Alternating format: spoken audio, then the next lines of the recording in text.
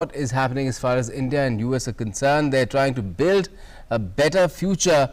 And how's that going to happen? We have Navtej Singh Sarna with us.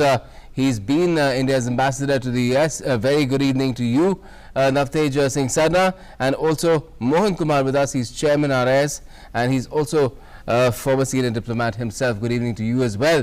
Navtej Sarna, if I could ask you first in terms of how things have proceeded between India and the US, especially where trade and investments are concerned, and the kind of speeches that we heard today, not just from the Prime Minister, but the External Affairs Minister as well, Secretary Pompeo too. What do you make of how things can be led from here on, especially in the context of this trade deal that we've been hearing quite a lot about, especially in recent months, but it's just that we're not crossing that threshold?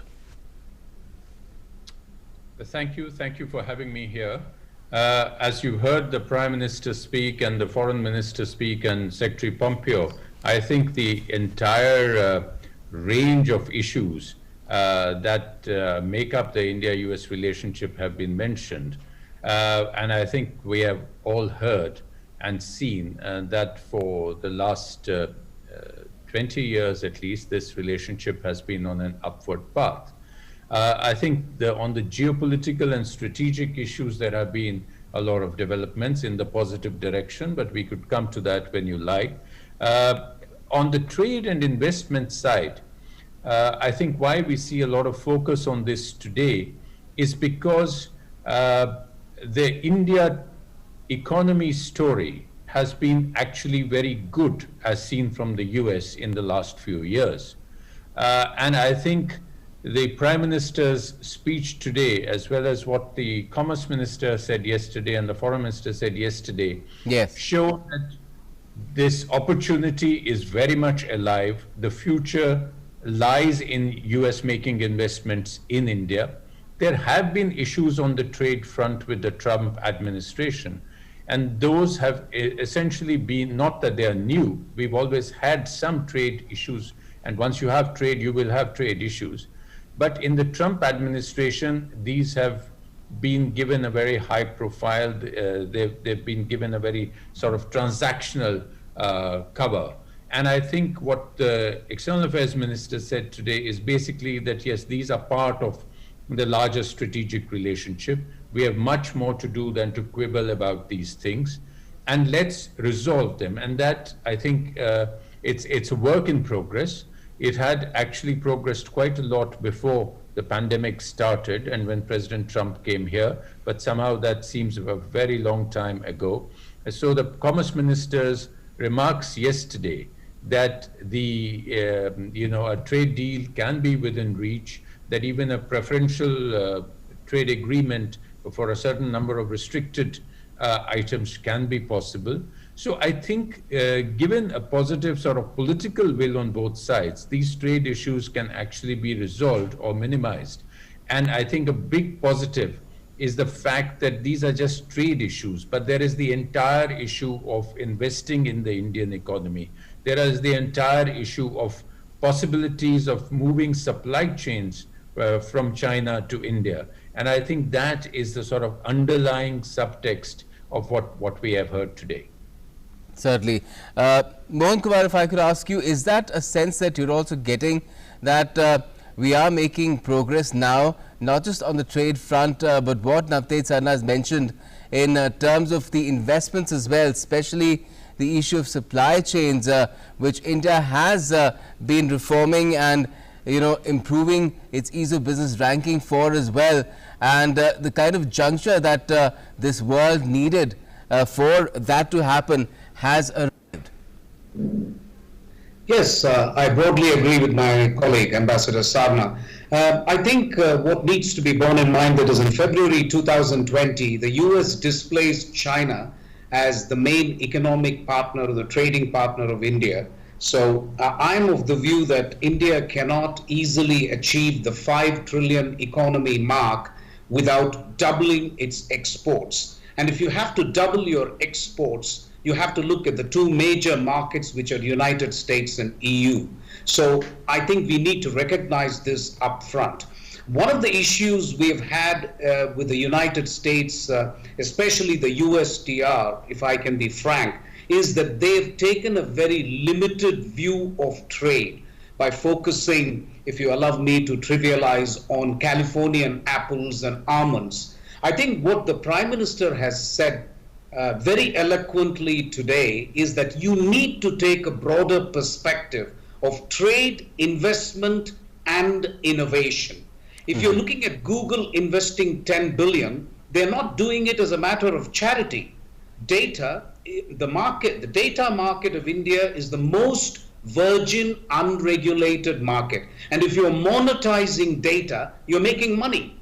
So somebody there has to take a much broader view of what constitutes economic ties with India, and that has to include investment. If you're placing orders for Boeing planes, if you're going to buy defense purchases from the United States, if Google is investing and monetizing data, those have to be set against Californian apples and almonds. That's the only way to deal with this issue. And if you can somehow convince our USTR friends that this is the broad picture and the big picture, which is what the EAM was hinting at, I think there could be a much, much better appreciation at the top level. I must say, honestly, I think we have to do a better job of also explaining how much the Indian market is of use to the United States. The United States benefits enormously from the Indian market. I think this needs to be explained also to our American friends a lot more. Just a final word on the Prime Minister's speech. I thought it was brilliant in the sense that he has put at rest this narrow interpretation of Atmanirbharta, which was doing the rounds in Lutyens, Delhi. So I'm really delighted that the Indian Prime Minister he mentioned openness, open markets at least half a dozen times. I thought that was very important for our American friends. It is now very important for us to convey this message that India is open to business. He joked about how he has given 8 sectors for investment without charging consultancy fees to the Americans. So I think the message to the US-India Business Council is take a broader view. Just don't get hung up on merchandise trade. I thought that was the message, and I thought that message was very clear and loud. But in terms of how Secretary Pompeo or Navtej Sarna, do you feel that the US is getting the message that the Prime Minister has delivered today, the External Affairs Minister has delivered today, and Commerce Minister delivered yesterday as well? No, I think the message is very clear, and I have no doubt that it has gone home. The problem is not in the message or the messaging. The problem really lies in a particular bent of mind of the Trump administration, and possibly, if I may say so, of the president himself, because he does have a very transactional attitude towards trade. He does have a very particular and peculiar attitude towards trade balances. And he is essentially, a person who prefers to get into a protectionist mode. Now, that is something which is behind the US TR's attitudes, which my friend Ambassador Mohan Kumar has mentioned so clearly. So I don't think it's an issue of the message or the messaging. I think the fact is that countries have to adjust to what the impetus is, and President Trump has essentially been focusing a lot on his base constituency, and the issue of trade balances is something which he has given, and trade balances and tariffs is something which he has given more than usual importance. But I think it's a moving target. The world is changing, and has changed very fast with the pandemic. I think there may be a new openness to these issues. And certainly, I think we have to remember that the US is a very multi-layered society and economy and polity. And therefore, it's not that we are messaging only to one person or to one constituency or to one office. We are messaging to industry. We are messaging to the financial institutions. We are messaging to the people. We are messaging to the media. So I think that is very clear that it goes into the system and it begins to influence decisions. Right. And